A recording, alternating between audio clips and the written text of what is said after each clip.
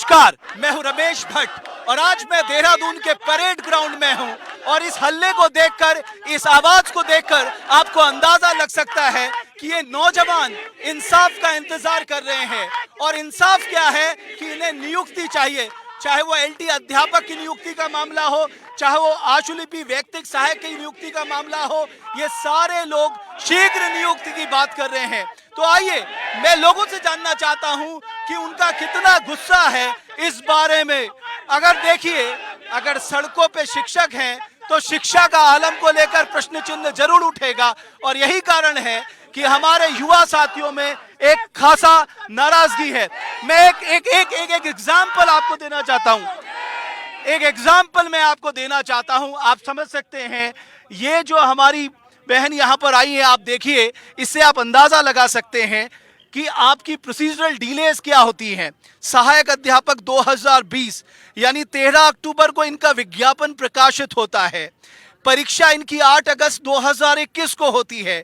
परिणाम इनके 31 दिसंबर 2021 को घोषित हो जाते हैं, लेकिन नियुक्ति मिलने का कुछ अता पता नहीं है। यानी 1 साल बीतने को है, ये लोग सड़कों पर हैं और सिर्फ एक मांग को लेकर कि हमने ईमानदारी से अपना एग्जाम पास किया है, हम लोग उसके लिए पूरी तरह से जो भी रूल्स हैं, जो भी प्रोसीजर है वो फॉलो करते हैं, तो हमें नियुक्ति क्यों नहीं दी जा रही है। आइए मित्र, मुझे आप बताइए कि ये एक जो 1 साल का संघर्ष है, कहाँ पेंच फंस रहा है, क्या आपको बताया जा रहा है? बिल्कुल, हम जो यहाँ पर 2 साल से यहाँ पर सड़क में भटक रहे हैं, पिछले लगभग 3 साल पूरे आने वाली इस भर्ती को पूरा होने के लिए। मतलब ये चाहते हैं जब भी इलेक्शन हो तभी ये भर्ती पूरी करेंगे। ये सोचते हैं कि पंचवर्षीय योजना बना रखा है यहाँ पर। अगर जो हम चयनित अभ्यर्थी है, जब हमारे साथ इस तरीके से भेदभाव करेंगे तो आने वाली जो यहाँ पर हमारे युवा है, किस तरीके से यहाँ पर वो नौकरी पाएंगे, जो मेहनती छात्र है। और हम यही सरकार से और आयोग से भी यही विनती करते हैं कि हमारे साथ इतना अन्याय मत करो कि हम आत्महत्या के लिए मजबूर हो जाएं। तो हम तमाम जितने अभ्यर्थी यहाँ पर, चयनित अभ्यर्थी यहाँ पर उपस्थित हुए हैं, तो हम अपनी मांग को लेकर आज सीएम आवास कूच कर रहे हैं और हम यही सीएम से भी यही मांग करते हैं कि हमें जल्द से जल्द शीघ्र नियुक्ति दें। ठीक है, आप मुझे बताइए, मैंने आपका ये प्ले कार्ड पढ़ा, 1 साल का संघर्ष एक लंबा संघर्ष होता है। 2 साल हो गया, 2020 की भर्ती है सर ये। हाँ, 2020 को आपको एग्जाम दिया आपने। हाँ जी, एक साल तो हमारे रिजल्ट को हो गया सर। 31 दिसंबर को हमारा रिजल्ट आ गया था और तब से हम भटक रहे हैं, तब से हम रैली कर रहे हैं, धरने दे रहे हैं। अब मुझे लगता है कि स्कूल जाके भी हम यही करेंगे, रैली करेंगे, धरने करेंगे, क्योंकि सरकार सुनती तो है नहीं। यही चला रखा है इन लोगों ने। अब हम कितनी बार आए और कितनी बार ये चीज। लेकिन आपको क्या कहा जा रहा है, क्यों नहीं आपको नियुक्ति की जा रही है? आश्वासन दिए जा रहे हैं, कह रहे हैं कभी अक्टूबर में, कभी नवंबर में, अभी दिसंबर में, फिर जनवरी बोलेंगे, फिर फरवरी बोलेंगे, फिर 2024 आ जाएगा। आप आई कहाँ से? इलेक्शन होगा सर। मैं यही देहरादून से ही हूँ। देहरादून। आप कहाँ से आएंगे? मैं उत्तरकाशी से आई सर, सरिता बिजलान मेरा नाम है। और मैं सरकार से ये मांग करती हूँ कि जल्दी से जल्दी, जितना जल्दी हो सके, इस दिसंबर में ही हमारी नियुक्ति दे दी जाए। हमारा हिंदी सब्जेक्ट, कुछ सब्जेक्ट ऐसे हैं जिनका डीबी करने के लिए, और कुछ सब्जेक्ट ऐसे हैं जिनका डीबी हो रखा है, उनको अभी नियुक्ति चाहिए। तो सब पहले नियुक्ति दो, आप डीबी कराओ, वो आपके हटेगा, उससे हमें कोई मतलब नहीं है। बस हमारा ये है कि हमारी प्रोसेस आगे बढ़ाए, किसी न किसी तरह से इसी मंथ हमारी प्रोसेस आगे बढ़ाए। अगर सर सुनिए, मैं आपके चैनल के माध्यम से ये सरकार से ये संदेश भेजती हूँ सरकार को, अगर हमारी नियुक्ति या हमारी प्रोसेस इसी मंथ आगे न बढ़ाई जाए तो जितने भी ये लोग हैं, जितने भी सारे लोग हैं, ये लोग आत्मदाह को मजबूर हो जाएंगे। और इसका क्या, इसकी जिम्मेदारी ये तो कायराना काम होगा। कायराना सर, कायराना एक हद तक कायराना सही बोल सकते हैं आप, लेकिन कायराना का मतलब क्या हुआ सर? आज हमारी हिम्मत टूट चुकी है सर। हमने बहुत हिम्मत बांधी, 2 साल हो गए, 2 साल से हमारी हिम्मत, हम हिम्मत से लड़ रहे हैं सर। हमने आज पहली रैली नहीं है हमारी, न जाने कितनी रैली निकाल चुके हैं हम, कितनी बार हम सरकार को संदेश भेज चुके हैं, लेकिन सरकार के कान में जूं तक नहीं रेंग रही। तो हम सरकार को ये संदेश भेजते हैं कि अगर आप लोगों ने हमारी सुध नहीं ली, इसी मंथ हम उनको लास्ट टाइम दे रहे हैं कि इसी मंथ, दिसंबर मंथ में अगर हमारी सुध नहीं ली तो हम सुसाइड को, सभी लोग सुसाइड को तैयार हो जाएंगे। कितने लोगों पे वो केस लगाएंगे, सुसाइड का केस कितने पे लगाएंगे वो लोग? हम सब सुसाइड को मजबूर हो जाएंगे, क्योंकि सभी हमारी मानसिक स्थिति इस तरह से मतलब इतनी विचलित हो चुकी है। हम खुद डेली पेपर देख सर, मैं आपकी पेपर देखते हैं, उसमें देखते कभी कुछ बयान आ रहा है, कभी कुछ बयान, मतलब दिमाग ऐसा पागल हो जाता है। मैं अपना बता रही सर, मेरा तो दिमाग खराब हो जाता है सर। इस उम्र में, इतनी उम्र हो गई हमारी सर, हम क्या करें अब? क्या नौकरी करो, क्या बच्चों को पढ़ाएं? यहाँ देखो सर, ये साफ साफ लिखा है, स्कूली शिक्षा में उत्तराखंड पिछड़ा आदर्श स्कूल का दर्जा है और अंग्रेजी शिक्षक तक मौजूद नहीं। एक साथ परफॉर्मेंस ग्रेडिंग इंडेक्स में हमारा 37 नहीं है सर। ये है कि सरकार को ना हमसे मतलब, ना उन बच्चों से मतलब जो स्कूलों में पढ़ रहे हैं। सरकार क्या चाहती है क्या नहीं चाहती है कुछ पता नहीं है। आप मुझे बताइए मित्र कि क्या आपको लग रहा है कि इस बार अब आपकी फाइनली सुनवाई होने जा रही है? सर देखो, इस बार हम कुछ कह तो सकते नहीं है, क्योंकि बार बार तो हमें सिर्फ आश्वासन दिया जाता है। पहले मैं 15 नवंबर के लिए कहा था कि 15 नवंबर जो भी उन्होंने जांच समिति हमें बेवजह लटकाने के लिए बनाई थी, कहा था कि उसके थ्रू से ये इस भर्ती को निकालने की कोशिश करेंगे। जांच क्यों? जब आपने एग्जाम दिया है, पूरी ईमानदारी के साथ एग्जाम दिया, फिर जांच क्यों? ये सब प्रश्न चिन्ह सरकार के सामने बहुत बड़ा प्रश्न है कि आखिर जांच क्यों है, तो मुझे भी नहीं पता, किसी को भी नहीं पता। जब निर्वात एसटीएफ खुद लिख के दे चुके थे इस भर्ती में कुछ है ही नहीं, तो फिर सरकार ने जांच का ये मुद्दा पता नहीं क्यों लाया। हमने फिर भी स्वागत किया, अगर जांच करने का कुछ दिखता कब आ रहा तो उसको बाहर कर दो, हमें से कोई समस्या नहीं है। लेकिन आखिर कब तक? नवंबर भी लटकाया, दिसंबर भी आ गया। आयोग के अध्यक्ष जी कहते हैं कि दिसंबर में सारा मुद्दा ऐसे समाप्त हो जाएगा। मैं अध्यक्ष जी से ये बात पूछना चाहूंगा उनसे भी कि आज 19 तारीख हो गए, क्या आप 31 दिसंबर को लाओगे यहाँ रिपोर्ट? अगर 21 दिसंबर को रिपोर्ट आती है तो आप एक दिन में क्या डीबी करा के फाइल विभाग को भेज दोगे? कितना जल्दी क्या प्रोसेस हो पाएगी क्या? हमें कोई बहाना नहीं चाहिए, न सरकार से न अध्यक्ष जी से। आज अंतिम रैली है, अगर इसके बाद अगर सकारात्मक परिणाम नहीं मिला तो आत्महत्या भी करेंगे लोग। लेकिन इसको मैं आत्महत्या नहीं बोलूंगा, ये सरकार द्वारा अनधिकारी तौर पर एक हत्या होगी, एक जो मुख्यमंत्री द्वारा, सरकार शासन और शिक्षा मंत्री द्वारा जो हत्या मानी जाएगी। ठीक है, आप देखिए फ्रस्ट्रेशन का स्तर क्या हो गया है। नियुक्ति दो या मृत्यु दो, यानी सालों साल सड़कों पर नेताओं के पास मिलने के बाद विधानसभा, सचिवालय, सब जगह वो कूच कर चुके हैं। अब वो अपनी आखिरी लड़ाई लड़ रहे हैं। तो क्या इतना ज्यादा लेवल आपका पहुंच चुका है कि आप नियुक्ति या मृत्यु? सर मैं तो तैयार हूँ। मैं कहता हूँ अगर 31 तक अगर रिपोर्ट हमारी पॉजिटिव नहीं आती है तो सबसे पहले आत्महत्या मैं करूँगा। मुझे कोई फर्क नहीं पड़ता मरने से, सरकार परमिशन दे और गवर्नमेंट इसकी जिम्मेदार होगी। कोई फर्क नहीं पड़ता, मैं मर जाऊँगा। 3 भाई हैं, पीछे से 2 भाई बहुत हैं जायदाद खाने के लिए, माँ बाप को संभालने के लिए। लेकिन जो आने वाली पीढ़ी है उसके लिए एक इतिहास बनना चाहिए। ऐसा नहीं कि 2.5 साल हो गया हमारी भर्ती को, हम बेवकूफ़ हैं सर। एक साल हो गया हमारा रिजल्ट आए हुए, घर गांव नहीं जा पा रहा हूँ मैं। रिजल्ट आने के बाद गांव कौन सा गांव है आपका? सर मेरा गांव का नाम है बड़ी जोगीड़ा। मैं वर्तमान में पिथौरागढ़ से आया हूँ। 18 घंटे का सफर किया है मैंने, कमर दर्द हो रही है, यहाँ होटल नहीं मिलता, कितनी परेशानी होती है। अभी भी नींद लग रही है, बड़ी मजबूरी में खड़ा हुआ हूँ यहाँ पर। और इतनी रैलियाँ कर दी, 5 सितंबर से हमारा अनिश्चितकालीन धरना चल रहा है। गवर्नमेंट को कोई फर्क नहीं पड़ता है। आयोग के अध्यक्ष कहते हैं हम 15 नवंबर देंगे, 20 नवंबर, दिसंबर बोला, दिसंबर लास्ट जाने को है, अभी भी कोई फर्क नहीं पड़ता है। सर मेरी तो नाराजगी जो न्यूज चैनल्स हैं उत्तराखंड के, उनसे भी है, सॉरी टू से। बट आज तक जब आयोग के अध्यक्ष भर्तुलिया जी ने बोला था कि हमारी रिपोर्ट 15 नवंबर तक आ जाएगी, कोई भी न्यूज चैनल क्यों नहीं गया वहाँ? किसी ने आज तक ये जानने की कोशिश नहीं की कि 15 नवंबर के बाद जो 3,500-4 हजार अभ्यर्थी हैं LT स्टेनो का निस्सारे, आपने रिपोर्ट क्यों नहीं दे रहे हो? आप इतने लोगों को क्यों बेरोजगार कर रहे हो आप? सर हमने ईमानदारी से, मेहनत से एग्जाम का पास किया है। 2016 में MSc करने के बाद पिछले 6 साल से पढ़ाता हूँ मैं, केमिस्ट्री पढ़ाता हूँ। लोग कह रहे हैं कि धांधली हुई है, हमारी भर्ती में तो कोई धांधली नहीं हुई है। STF ने क्लियरेंस दे दी। प्रीतम सिंह जी ने हमारा मुद्दा उठाया भी था, लेकिन उन्होंने बोला कोई दिक्कत नहीं है इस भर्ती में। आयोग ने बोला कोई दिक्कत नहीं है। फिर देरी क्यों सर? तो फिर देरी क्यों है, वही तो सवाल हो रहा है। इसका जवाब कौन देगा? सबसे बड़ा सवाल तो यही है। सरकार को देना चाहिए। मुख्यमंत्री कर क्या रहे हैं? मुख्यमंत्री का काम क्या है? शिक्षा मंत्री का क्या काम है? आयोग के अध्यक्ष का क्या काम है? अगर वो निर्णय नहीं ले सकते जिन भर्तियों में कोई विवाद नहीं है, तो किस लिए बैठे हो वहां पर? क्या हमारे जान लेने के लिए? क्या हम जैसे हमारे परिवार जो सिर्फ हम पर निर्भर हैं, उनकी जान कौन ले रहा है बताइए? रोज मानसिक शोषण से जूझ रहे हैं। मैंने आज तक अपने घर में अपनी मम्मी को ये नहीं बताया कि हमारा कोर्ट केस चला था, ऐसा हो रहा है वैसा हो रहा है। एक बार अगर बता दूं, आज भी नहीं बताया मैंने कि मैं देहरादून जा रहा हूँ, क्योंकि वो रोने लग जाएगी कि क्या जो हो गया। और खाना नहीं खाती है, 3 दिन तक तबियत खराब हो जाती है, घर में कोई संभाल नहीं। कौन जिम्मेदार है? सरकार? किस तरह के हमारे प्रतिनिधि हैं ये? बने क्यों हैं? इस्तीफा देना चाहिए ऐसे लोगों को। सीधी सी बात है, जो काम का आदमी है वो काम करेगा, खाली बेमतलब के लिए क्यों पदों पर बैठे हैं? कहाँ से आए मित्र? सर मैं उत्तरकाशी से आया हूँ सर। हमारे रिजल्ट आए सर 1 साल हो गए, और मेरे पापा सर अभी रिसेंटली 10 तारीख को उनके वो एक्सपायर हुए। तो सर जब वो हॉस्पिटलाइज थे, तो सर मुझे एक बात पूछते थे बार बार कि तुम्हारी ज्वाइनिंग कब हो रही है? तो सर मुझे ना रोना आता सर इस बात को लेकर कि 1 साल हो गए सर हमारी नियुक्ति को। और सर इंसान का जीवन इतना लंबा नहीं होता सर, हम इतने लोग हैं, क्या पता किसी को क्या हो जाए, किसी के पेरेंट्स साथ क्या हो जाए। मतलब मेरे पापा का सर बहुत बड़ा सपना था, मुझे नौकरी करते हुए देखना चाहते थे, और उन्हें उसके लिए बहुत ज़्यादा मेहनत की है। और मतलब सर उन्हें सब कुछ अपना दांव पे लगाया। लेकिन सर 1 साल होने को है, लेकिन हमारी अभी तक नियुक्ति नहीं मिली। इसमें हमारा दोष क्या है सर?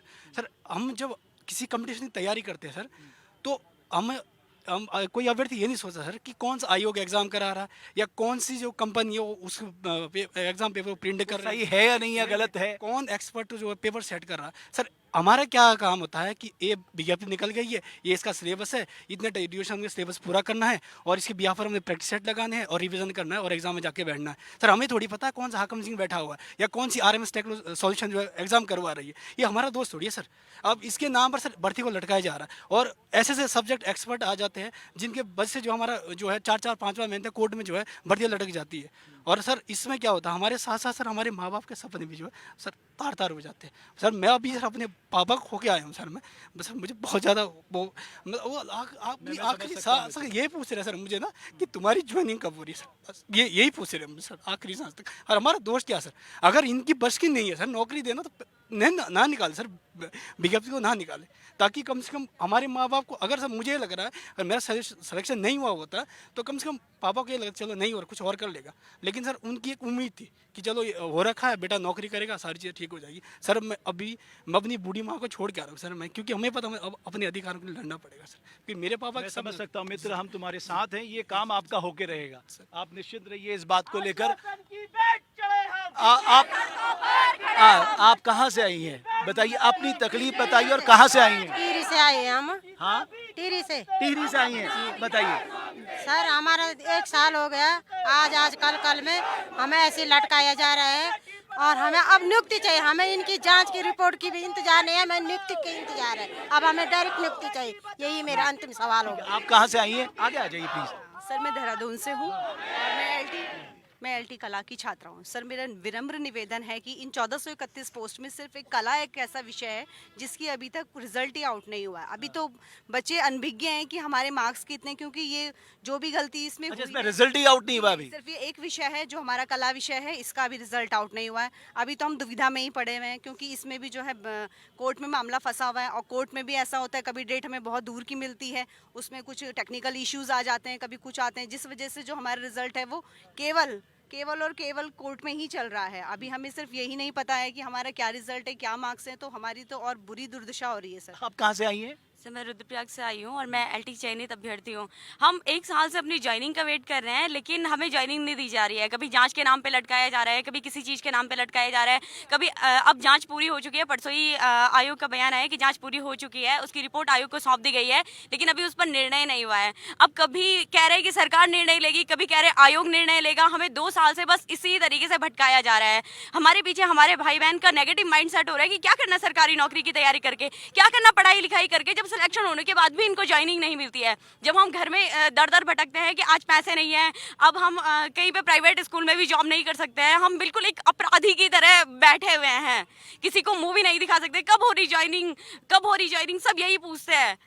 अब हमें तो उम्मीद भी नहीं रही कि सरकार क्या करेगी आगे, इन भर्तियों को कैंसिल करेगी कि आगे बढ़ाएगी, कि कैंसिल क्यों करेगी। नहीं, क्यों कैंसिल करेगी, जब वो एग्जाम बिल्कुल ट्रांसपेरेंट तरीके से हुए हैं तो आप लोगों को नियुक्ति मिलनी चाहिए। बिल्कुल मिलनी चाहिए हमें नियुक्ति। हम थोड़े ना जानते RMS कंपनी ने पेपर करवाया या किसने पेपर करवाया, हमें इससे क्या लेने देना। हमें सिस्टम आपका खराब था, आप लोग उसके लिए दोषी नहीं है ना। जी बिल्कुल हम दोषी नहीं है। और आप कहाँ से आई है। सर मेरा नाम अमिता है, मैं रुड़की से आई हूँ सर। और सबसे पहले सर आपका बहुत बहुत धन्यवाद। और सर हमारी भर्ती रिजल्ट आए 1 साल हो चुका पूरा, और हमारी भर्ती शुरू हुए 2-2.5 साल हो गए। और सर अब हम इतने परेशान हो चुके हैं कि मतलब अपनी पीड़ा को व्यक्त करने के हमारे पास शब्द भी नहीं है अब।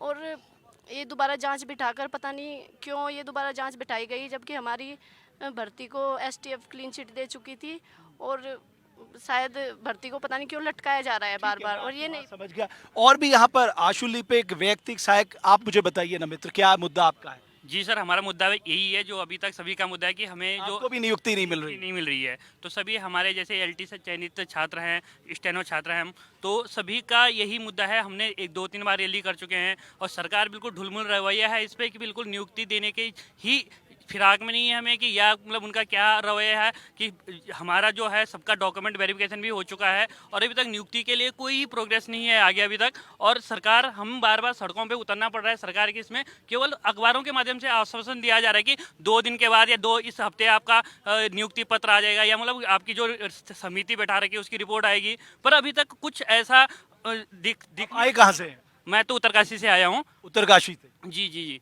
तो मैं उत्तरकाशी से, तो हमारा जो सिलेक्शन हो रखा है बिल्कुल फेयर तरीके से हो रखा है सभी का। हमारी भर्ती में तो अभी भी 52-54 पद अभी भी रिक्त हैं, 110 पद ही भरे गए हैं स्टेनो में, और साथ में LT चयनित छात्र हैं उनका भी सबका यही मुद्दा है कि हमें जो हमारा है डॉक्यूमेंट वेरिफिकेशन हो रखा है, सब चीज़ हो रखा है, उसके बाद ही आपको याद आ रही कि इस भर्ती में धांधली हुई है, तो ये बिल्कुल ही ढुलमुल रवैया है सरकार का। लोग इतने समय से बड़ी मुश्किल से तैयारी करके यहाँ पे कोई भी एग्ज़ाम निकल पाता है, इतने समय से कोई एग्ज़ाम भी होता है और उसके बाद भी आप 2-2, 3-3 साल तक उसकी नियुक्ति नहीं कर पाए हो, तो कहाँ से बेरोजगारी, हम बोलते हैं बेरोजगारी दूर समझ गया। तो नियुक्ति लटकाना कहाँ तक जायज़ है? आप कहाँ से आए मित्र? सर मैं रुड़की से आया हूँ और मैं आपके माध्यम से सरकार से ये पूछना चाहता हूँ कि आपका दोहरा रवैया क्यों है। एक तरफ आप कहते हैं बेटी पढ़ाओ बेटी बचाओ, श्री नरेंद्र मोदी जी ने ये स्लोगन दिया था और हम सब इसके पीछे चल दिए थे। आज आप देख सकते हैं कितनी बेटियाँ पढ़ लिख करके यहाँ पहुँच गई, अब आप उनको नियुक्ति नहीं दे रहे हैं। अब ये एग्जाम्पल सेट होता है सर उन बच्चों के लिए जो अभी तैयारी कर रहे हैं। मैं खुद अब एक कोचिंग कराता हूँ और मेरे सामने पढ़ने वाले बच्चे अब छोड़ के चले गए हैं। वो मुझे मेरा एग्जाम्पल देते हैं कि सर जब सब कुछ करने के बाद आपको नियुक्ति नहीं मिल रही तो हम क्या करेंगे पढ़ लिख के। सर मैं ही नहीं हूँ बल्कि बहुत सारे लोग ऐसे हैं। अब कह रहे मैसेज बहुत खराब जा रहा है ये नियुक्ति लटकाने से। बिल्कुल बिल्कुल सर, सिर्फ हमारी सिर्फ बात नहीं है बल्कि जो आने वाली नस्ल है, सरकार के इस तरह के फैसले पूरी नस्ल को प्रभावित कर रहे हैं। सर बच्चे पढ़ने के लिए तैयार नहीं है, माँ बाप का बिल्कुल मन टूट चुका है कि हम क्यों बच्चों को पढ़ाएं जब कुछ मिलने वाला है ही नहीं है। और फिर दूसरी बात सर ये जो लोग हमारी नियुक्ति लटका रहे हैं उनके लिए सिर्फ 1 महीना 1 दिन या 1 साल हो सकता है। हमारे में से कितने लोग ऐसे हैं सर जिनके माँ बाप का इलाज नहीं हो पा रहा है, वो सिर्फ इस उम्मीद पे बैठे हैं कि बेटे की मेरी सैलरी आएगी, मैं अपना वो क्या बोलते हैं अपना ऑपरेशन कराऊंगा। माँ दवाई नहीं ले पा रही है इसलिए कि मेरे बेटे की नौकरी लगेगी, वो पैसे लेके आएगा तब मैं दवाई लूंगी। कितने सारे बच्चे ऐसे हैं सर, कितने सारे लोग ऐसे जिनकी शादी नहीं हो पा रही है। बहुत सारे लोगों के बहुत सारे काम सिर्फ सैलरी के लिए रुके पड़े हैं। तो आखिर सरकार कब ये हमारी बात सुनेगी? और मैं आपके माध्यम से, आपके चैनल के माध्यम से सरकार से रिक्वेस्ट करना चाहता हूँ कि प्लीज़ नई जो आने वाली नस्ल है उसका भरोसा मत तोड़िए और जल्दी से हमें नियुक्ति दीजिए। ठीक है। आप कहाँ से आए मित्र? सर मैं उत्तरकाशी से आया हूँ और मैं उत्तरकाशी से बहुत लोग आए हैं। जी सर उत्तराखंड में सरकारी जॉब के अलावा रोजगार के कोई भी साधन नहीं है सर। एक तो भर्तियाँ यहाँ 5 साल के बाद आती पंचवर्षीय योजनाओं की तरह, और फिर उसके बाद चयनित छात्र परीक्षा के लिए भी आंदोलन करना पड़े, रिजल्ट के लिए भी आंदोलन करना पड़े, नियुक्ति के लिए भी आंदोलन करना पड़े। तो किस मानसिक स्थिति से कोई भी जो पद हासिल कर रहा है उसमें क्या हर्ज होगा उस आदमी का? तो जैसे सर हम LT कला के छात्र हैं, हम 5 से 7 हज़ार लोग हैं सर, और इसी एक ही साथ विज्ञापन आया और एक ही साथ सबका परीक्षा हुआ और हमारा अभी तक रिजल्ट नहीं आया। और ये रिजल्ट माननीय न्यायालय में लंबित है जिसमें सिर्फ सरकार पार्टी है। तो सरकार की मजबूत पैरवी नहीं होने के कारण हम पिछले 1.5 साल से सड़कों पे आयोग और मंत्री और ये निदेशालय के चक्कर काट कर थक गए सर, और हमारी पीड़ा कोई नहीं सुन रहा सर। हम आपसे विनती है सरकार से ये कहने की कष्ट करें कि हमारा रिजल्ट जल्दी जारी करें। आप कहाँ से हैं? मैं रुद्रप्रयाग से हूँ सर। मैं इसमें एक चीज़ कहना चाहूँगा, ये सरकार का बड़ा फेलियर है। क्यों फेलियर है? मेरे साथ मेरा एक फ्रेंड था, उसने यूपी का एग्ज़ाम दिया, उसी डेट को 8 अगस्त को, और उसी दिन को मैंने भी एग्ज़ाम दिया। उसकी ज्वाइनिंग को आज 7-8 महीने हो गए। वो उस नौकरी से रिजाइन करके दूसरी नौकरी ले लिया, असिस्टेंट प्रोफेसर बन गया बदायूं में फिजिकल एजुकेशन में, और आज मैं यहाँ रोडों पे धक्के खा रहा हूँ। ये शासन और प्रशासन का बड़ा फेलियर है, और हम जैसे पढ़े लिखे लोग यहाँ रोडों पे दर दर भटक रहे हैं। तो गवर्नमेंट को सोचना चाहिए और सीखना चाहिए, क्योंकि वहाँ पर भी बीजेपी की गवर्नमेंट्स है और यहाँ पे भी हमने बीजेपी को बहुमत दिया है, मेजोरिटी दी है। वो होने के बावजूद भी आज हम लोगों की क्या दशा हो रखी है ये पूरे हिंदुस्तान के सामने है। तो मेरा धामी जी से रिक्वेस्ट है कि आप आगे आइए और इन लोगों की सुध लीजिए, वरना बड़ा क्वेश्चन मार्क ये चीफ मिनिस्टर धामी जी पे है। धन्यवाद सर। ठीक है। आप कहाँ से आए मित्र? सर मैं पिथौरागढ़ से आया हूँ और आज ही सुबह आए? जी सर, पिछले 18 घंटे से हम सफ़र कर रहे थे। देखिए सरकार जो है वो सत्ता के बद में चूर हो चुकी है कि भूलिए मत, अटल जी ने कहा था कि ऊंचे पहाड़ों पर पेड़ नहीं लगते, जमती है सिर्फ बर्फ। देखिए ये ऊंचाई का अहंकार छोड़िए, पिछले 10 महीने से या 11-12 अब तो पूरा साल बीत चुका है, हम लोग नियुक्ति के लिए संघर्ष कर रहे हैं, लेकिन सरकार हमारे मामले को लटका अटका और भटका रही है। आपने अच्छी बात कही, लटका अटका और भटका रही है। देखिए एक और ये, हाँ, ये अपने बच्चे को ही लेकर आई हैं।